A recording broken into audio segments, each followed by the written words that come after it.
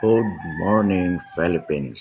Ngayon po mga kabarangay, mga kababayan, mga kapatid, ay araw ng Sabado, April 20, 2024. Isa pong mahalagang paksa ang pag-uusapan po natin, mga kabarangay, mga kababayan, mga kapatid.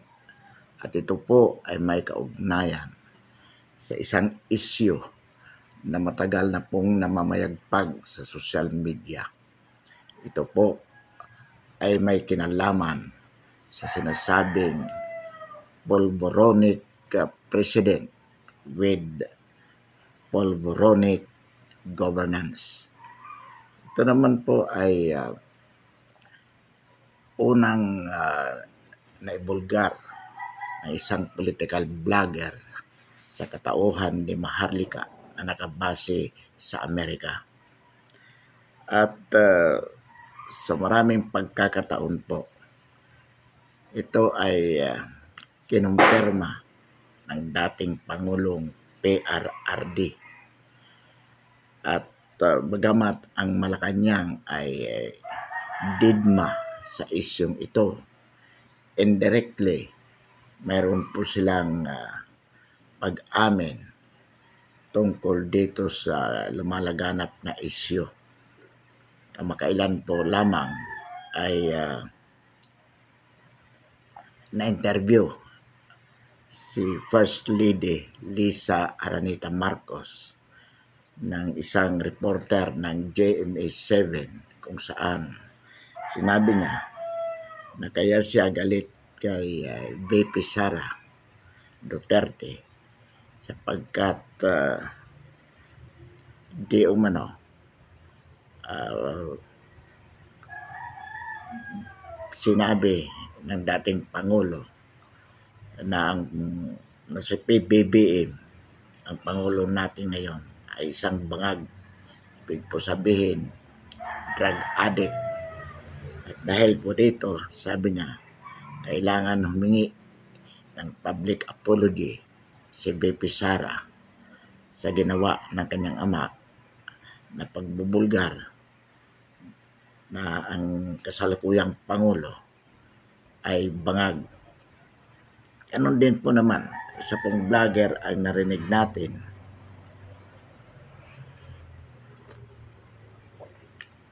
hindi natin alam kung sino yon, pero ang tawag po niya Kalois. Sinasabi niya sa kanyang audience, Kalois.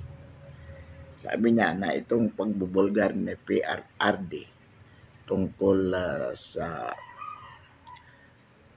sinasabi ng dating Pangulo na bangag si PBBM, sabi niya ang nasisira dito ay si VP Sara.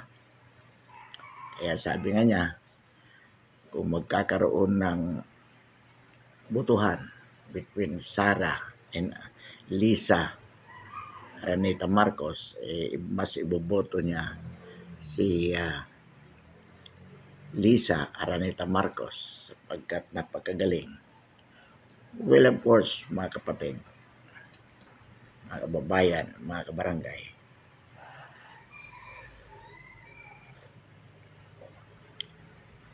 ang issue po dito ay kung totoo nga pong bangag si Pangulong PBBM at kung ano naman ang consequence nito kung sakaling totoo sa kanyang pamahalaan. Una po, bigyan natin ng komento yung sinasabi ng isang vlogger dahil sa sinabi ni PRRD na bangag si PBBM ay masisira si VP Sara o si VP Sara ang masisira. May pagka-ugok o pagkaulol itong vlogger na ito, mga barangay, mga kabayan, mga kapatid. Si PBBM ang bangag, bakit naman si VP Sara ang masisira? Kalokohan po yan. Nagpapakita lamang na ang utak ng vlogger na ito ay nasa talampakan at ang sinasabi niya, kung magkakaroon ng election between Sara and Lisa, boboto niya si Lisa Aranita Marcos as president.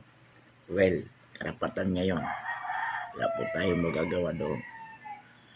Kung binabayaran nga ba siya ng milyon ni Lisa para i-promote yung bangag na pamahalaan ni PBBM, nasa kanila yon. Ang totoo, pinagmamalaki nga na siya ay nakakapag-travel sa Canada, sa Las Vegas, so forth and so on, at marami siyang pera. Well, good enough. Marami ka talagang pera sapagkat nagpapabayad ka upang linlangin ang sambayan ng Pilipino sa kung ano talaga ang katotohanan tungkol sa bagay na ito. Ngayon, dito naman po sa sinasabi ni Lisa na dapat humingi ng apology si VP Sara Duterte tungkol sa binulgar ng kanyang ama na bangag si PBBM, kalokohan din po yan. Bakit hihingi si Sara ng public apology? Una, hindi siya ang nagsabi noon, kung hindi ang kanyang ama. Pangalawa, hindi public apology ang kailangan nila. Ang kailangan nila, kung hindi totoo ang issue, let them tackle with it squarely. Let them deny it if it is not true. At ang totoo dyan,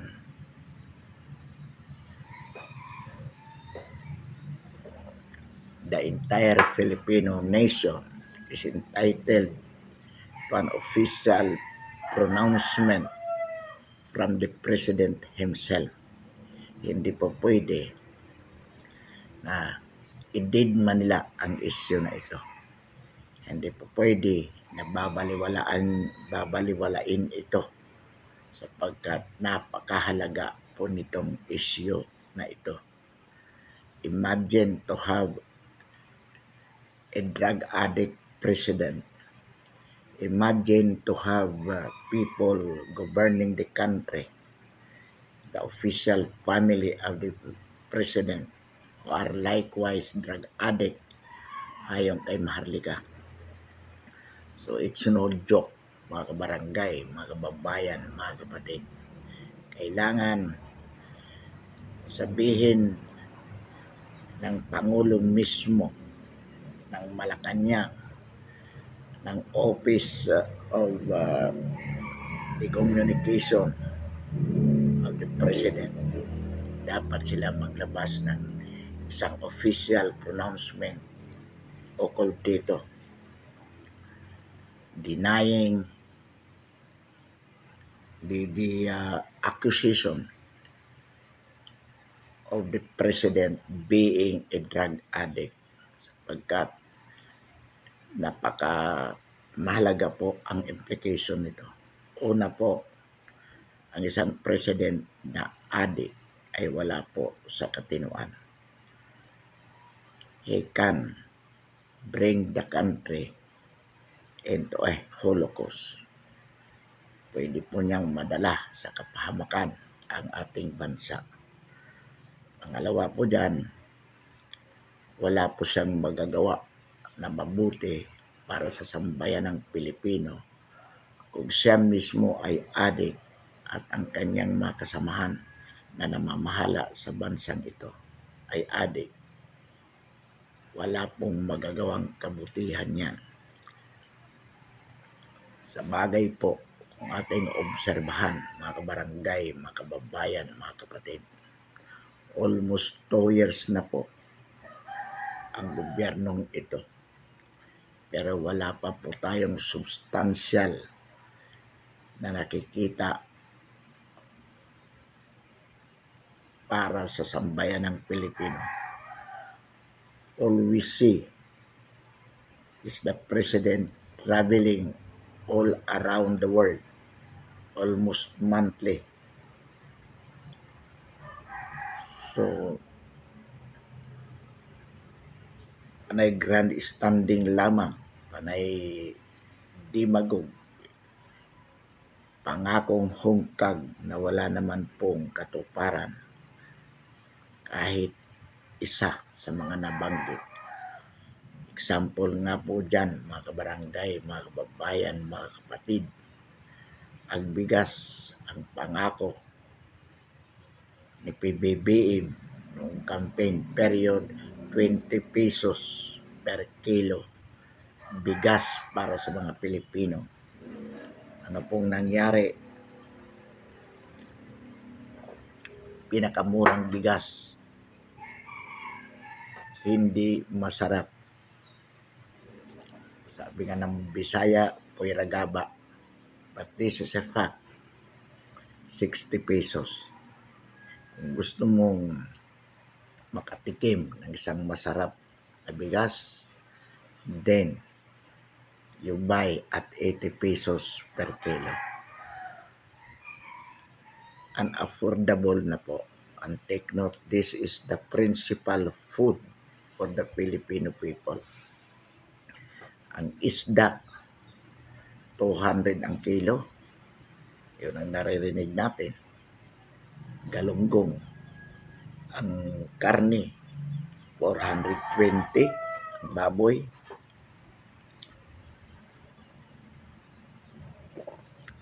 so in other words, the Philippines is going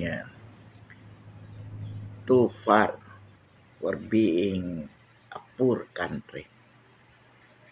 Instead of developing, lalo pong naghihikahos ang bansang Pilipino, ang masang Pilipino. Samantalang ang iilan, mismo ang Malacanang, ay nagpapasarap. Narinig nga po natin, mga kabarangay, mga kababayan, mga kapatid, ito po ay narinig natin na pick up ni Maharlika. May nagbigay sa kanya ng tape o itong video na kung saan ginanap ang birthday ng ni Mel Lopez ba ito? Robles rather. Nagkaroon ng birthday sa Malacanang at ang sabi ni Lisa, milyonaryo. Babangon tayo upang maging milyonaryo. Sila lamang po. And try to imagine it. Isang tao tumama ng 20 times in a month sa loto. Tao ni Lisa Aranita Marcos. So in other words, makikita mo ang kapalpakan ng gobyernong ito. 700 million allotted sa budget without specific designation kung saan gagamitin. Kung tawagin nila unprogrammed budget at the time of allotting it 700 billion. Basta standby fund yan. Ready to use by the Malacanang for whatever purpose. Pero at the moment na yan ay kanilang ibinudget, hindi alam kung saan gagamitin. So ano po ibig sabihin yan? What is the implication? That money can just be used and to whatever purpose Lisa Aranita Marcos wanted it to use. Definitely to their advantage. So ganyan po kalala ang pamahalaan natin sa ilalim ng isang adik na president at adik na mga kasamahan niya na namumuno sa ating gobyerno. And worst thing with it, siyempre po bilang mabangag mismo o adik, proprotektahan ng Pangulo ang mga drug pushers sa ating bansa. For all we know, it can also be possible that it is the business of the First Lady. Actually, merong binabanggit si Maharlika na isang pangalan na hindi lang natin masyadong ma-pronounce na kasakasama ni PBBM mismo na ito ay kilalang drug pusher sa buong mundo. So in other words, with the president himself and his official family being drug addict, then ang gobyernong ito ay magiging protective sa mga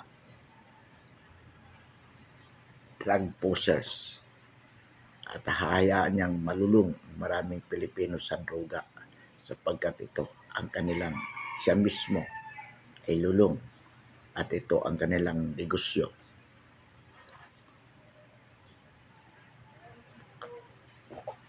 Sasabihin natin, bakit kaliwat ka ng balita ang PDEA ay may nasasabat na worth 13 billion drugs sa Alitagtag, Batangas at kung saan-saan pa. Marami silang nahuhuli. Well, sabi nga ni Maharlika at tayo naman ay naniniwala dito. Yan po mga kabarangay, mga kababayan, mga kapatid, ay palabas lamang pakitang tao para sabihin una na sa kanyang administrasyon ay marami nahuhuli ng mga droga na walang nasasaktan kahit isa, walang napapatay. Kumbaga, ito ay pagkontra sa dating drug on war ng dating Pangulong PRRD. Pero sa totoo lamang po, mga palabas lamang po yan. Sabi nga ni Maharlika, ayon sa kanyang informante mismo na taga-PDEA, yung sinasabing nahuling droga sa Batangas worth 13 billion or 14 billion unmarketable na po. So, ano ibig sabihin po noon? Sira na. Kumbaga, kumari ipinahuli lang para may masabi, pero ang item mismo kaya ipinahuli ay unusable. Siguro yan yung mga stock ng PDEA sa kanilang imbakan na sinasabing ebidensya. So, at kung saan-saan pa may nahuli, palabas lamang po yan, mga kabarangay, mga kababayan, mga kapatid. Sapagkat kung titingnan po natin, kung ikukumpara ng panahon ay dating Pangulong PRRD, yung rampant na bilihan ng droga, abutan ng droga, kahit sa tabing bahay mo, nawala po yun. Pero ngayon, sa karanasan po ng sambayan ng Pilipino, bumabalik po yan. Alam po natin, mismo karanasan natin. Kaya nga po nasasabi natin na sinasabi ng gobyerno ganito, pero iba naman ang karanasan natin sa katotohanan sa ating buhay.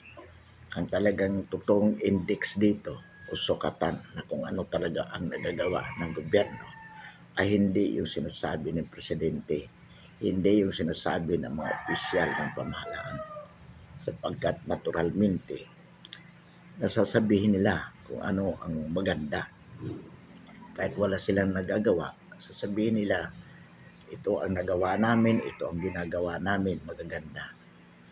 But the true index of what really the achievement of the government is the experience of the Filipino people as a whole. If by majority the Filipino people have achieved development in their lives in the sense that there is an improvement with respect to their daily lives, then substantially we can say that there is really that development achieved by the Filipino people through or with the help of the government. Yan po, mga kabarangay, mga kababayan, mga kapatid, ang tunay.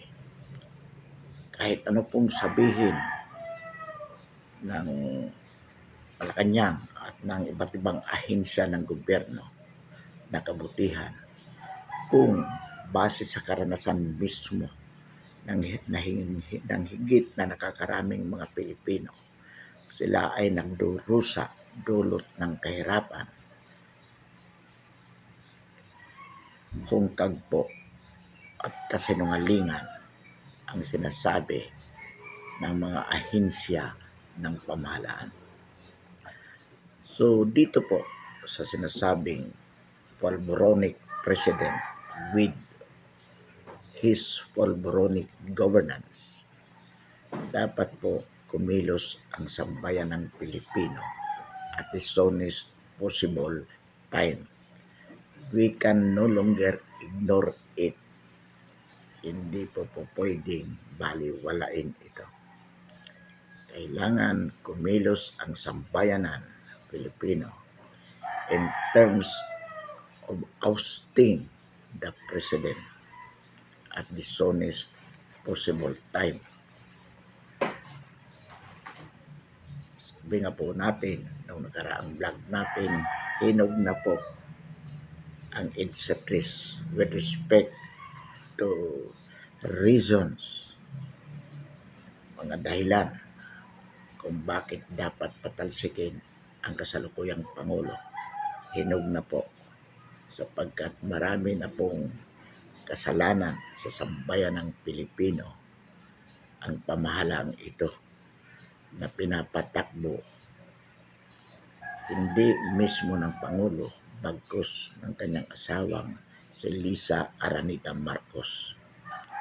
So, hinog na po as to reasons that cannot be denied, and the primary reason is the fact that the President and his official family are constituted with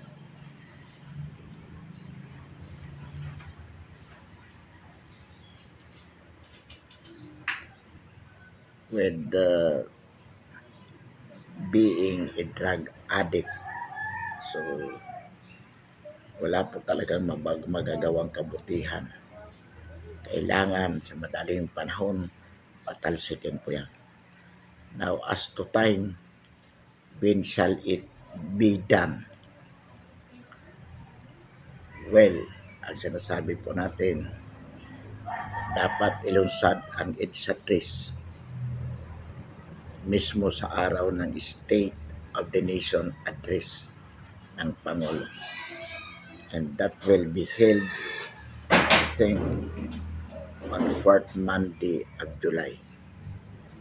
This is the right time for the purpose. Bakit po? Sapagkat kung magtatagumpay po ang pagpapatalsik sa kanya at papalit si VP Sara, VP Sara then will be holding office less than 4 years. Under the Constitution, she could be qualified to run for election in 2028. So, dapat po malampasin yung mga ilang araw na yan. But at the moment, kailangan po magkaroon ng well coordination ang civilian, ang military at ang police. Bakit po? Because EDSA 3 o EDSA 3 cannot be successful without the civilian, of course, primarily going together for the purpose of ousting the president. And that civilian should be backed up both by the military and police elements. Katulad po na nangyari ng EDSA 1 at EDSA 2. Posible po ba ngayon na maulit yung nangyari sa EDSA 1 at EDSA 2 posible bang magkaroon ng EDSA 3? Malaki po ang posibilidad. Sapagkat kung anong dahilan mayroon tayo ng EDSA 1 at EDSA 2, sa EDSA 3, mas malaking lalo ang dahilan para gawin ito. Susuporta po ba ang military at ang pulis? We so believe. Bakit po? Alam po natin na in the men of uniform, majority po dyan, silent lang. Pero nag-oobserba po sila kung paano pinatatakbo ng Pangulo ang ating pamahalaan. And once they are convinced na talaga ang gobyerno ay nagiging corrupt, nagiging immoral,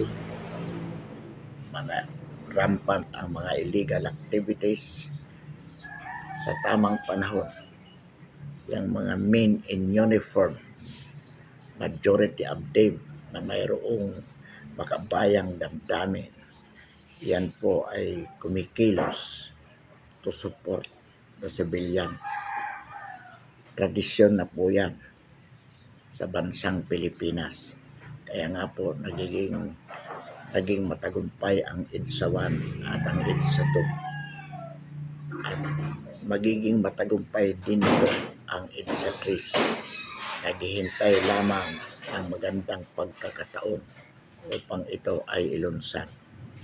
Ang dapat manguna to start with, ang dapat na gumalaw dito ay ang mga civilian. Military, the police will come later. Pag nandoon na po ang mga tao sa EDSA and they are being threatened, their safety are being put into danger by the loyalist elements of the police and military following orders from the president being the commander-in-chief. The good men in uniform, sila po ay gagalaw. At upang maiwasan ang isang bloody confrontation between the military and the police themselves, nag-uusap po ang mga commander nila. And at the end of the day, ang papanigan po nila always ay itong sambayanan. Kung ano ang ikabubuti ng sambayanan. They withdraw support from their commander-in-chief.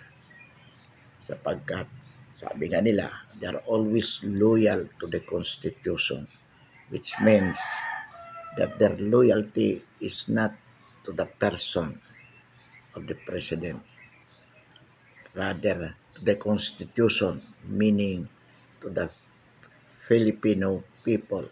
What is the best for the Filipino people? Naroon po ang loyalty ng marami sa atin mga military at mga pulis.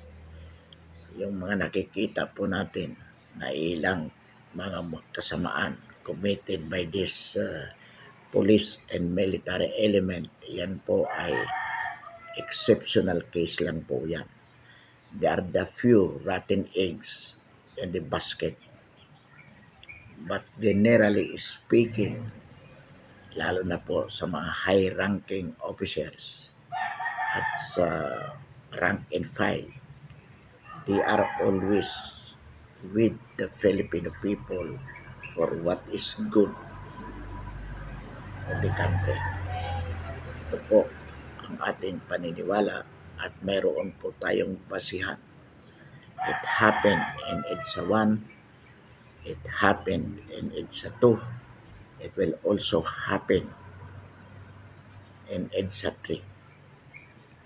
So mga kabarangay, mga kababayan, mga kapatid, at this point in time, ang atin pong tanging magagawa, gamitin ang social media para mapalawak ang impormasyong ito to convince the civilians that it is time for us to do something about it. Hindi na po pwedeng i-tolerate ang mga bagay na ito. Iniwala po tayo that with President Bongbong Marcos, mapapaganda ang bansa. So we supported him. We supported him in that belief. Pero kung nabigo po tayo sa ating paniniwala, pwede rin naman po agad na baguhin natin in terms of ousting him. Mas lalo pong mapapaganda ang bansa kung mapatalsik ang kasalukuyang Pangulo at pumalit po sa Inday Sara. It will be going back to Duterte's way of management the country. Alam po natin na very popular ang pamamalakad ni dating Pangulong Duterte. Admittedly po, hindi tayo sumuporta noong 2016 sa dati yung Pangulong PRRD. Ako po personally, I did not vote him, believing he could not be a good president. Pero nung umupo po siya, after a few months, nakumbinsi po tayo that he was doing right. And we supported him all through his administration. At ang totoo po niyan, maraming mga Pinoy na gustong manatili ang ating Pangulo, dating Pangulo. Dangan ka lamang, bawal na po sa saligang batas ng Pilipinas. Kaya po, hindi na siya pwedeng tumakbo. So, he voted another person. The person of PBBM, believing that PBBM would continue the legacy of the former president, considering the fact that his vice president was is Sara Duterte. Na kung tutusin, yun ang gusto natin na tumakbong Pangulo. Pero nagpaubaya for whatever reason si Sara, and because they are in tandem, so we believe then at the time that PBBM should follow the footsteps of the former President PRRD.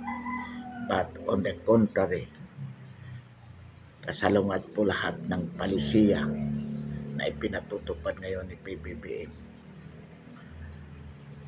Ito pa nga isang mabigat na issue, itong sa China, sa West Philippine Sea. Alam po natin mga barangay, mga kababayan, mga kapatid, ang karanasan ng Ukraine na hanggang ngayon, Ukraine is at war with Russia. At unti-unting nauubos ang Ukrainians sa hindi matapos-tapos na digmaan between Russia and Ukraine. Bakit po hindi matapos ang digmaan na yan? Sapagkat ang Ukraine war with Russia is not that simple. Ito po ay hindi simpleng gira between the two countries involved. Ito ay gira ng mundo between or among the superpowers. At ang Ukraine ay nagiging battlefield. Ang Ukraine hindi naubusan ng armas sa panlaban sa Russia because powerful countries like the US, Great Britain, so forth and so on, the Western allies of the Ukrainians are supporting Ukraine. In the same way that even China at yung mga kakampi ng Russia ay nagsusupport din sa Russia. So ang kawawa po ang mga Ukrainians because they have been suffering for war na yung inaakalang isang linggo, 2 linggong gera, ngayon po ay dalawang taon na yata, magtatatlong taon na ngayon February. So in the same way that in the war between China and USA together with the allies countries, western countries, ang Pilipinas po would be reduced or will be reduced into a battlefield. So, isang mahabang digmaan between China and America, USA. The Philippines would become a battlefield at maubos po ang mga Pinoy. We will be the experimental ground for the nuclear powers newly invented by these powerful countries. So, in other words, the president, whoever will be, should be very careful in dealing with the matter. Kailangan po maging matalino ang pag-handle sa isyong ito. With the former President PRRD, what he did was to side with China instead of the US. So ang China, sapagkat lumalabas na kakampi ng Pilipinas o kaibigan, was also soft with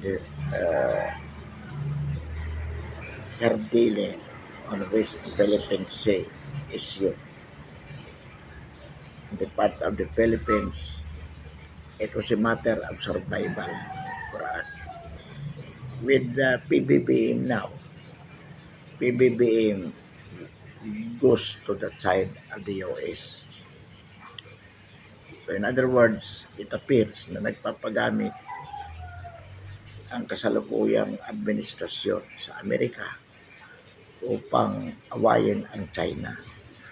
So matindi ang tension sapagkat both sides are just waiting kung sinong unang puputok. Pag nangyari po yon, automatically the Philippines will become a battlefield. So tayo po ang higit na magdurusa dito.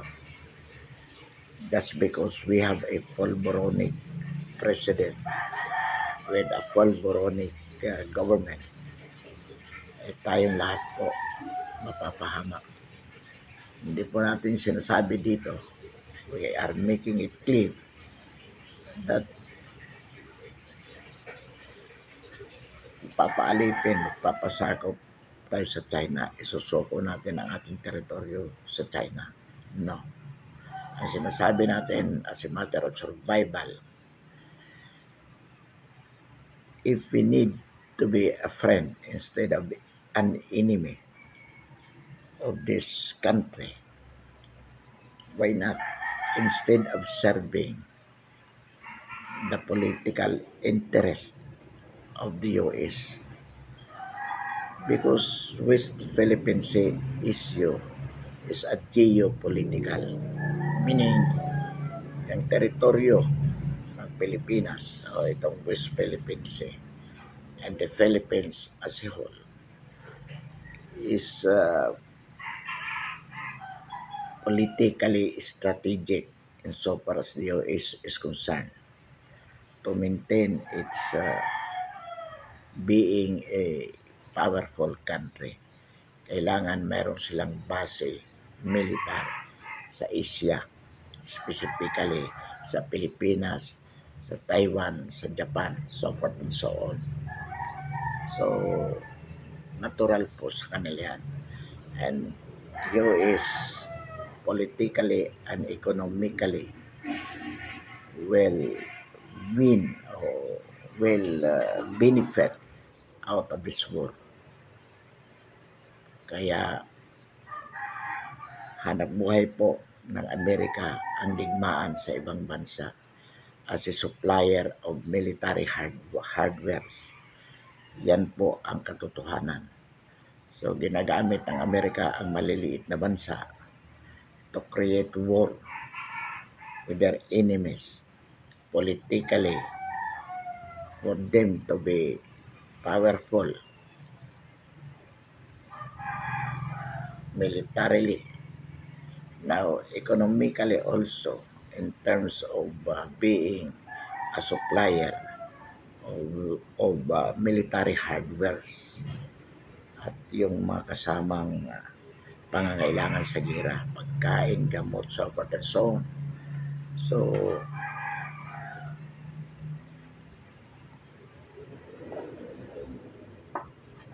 dapat sino man ang magiging Pangulo ng Pilipinas ay dapat maging matalino at maingat sa mga bagay na may kinalaman dito. It is not that easy. Kaya po, maging tayo sa ating mga komento relative to the issue, ay dapat we have to be responsible. We have to be careful enough not to contribute the agitation na pwede pong magpapalala sa sitwasyon. Mga kabarangay, mga kababayan, mga kapatid, inaulit po natin, we cannot afford to be governed by a drug addict president.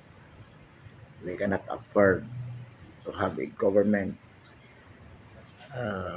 governed by people who are likewise drug addict. So, in other words, we need to do something immediately about it. And the only way of doing it is to oust the president at the soonest possible time. And that is, as we said, the launching time should be the State of the Nation address, which will be on July, 4th Monday of July. Pansamantala po, mga barangay, mga kababayan, mga kapatid, wakasan natin ang ating talakayan ngayong umaga. Muli, maraming salamat at magandang umaga.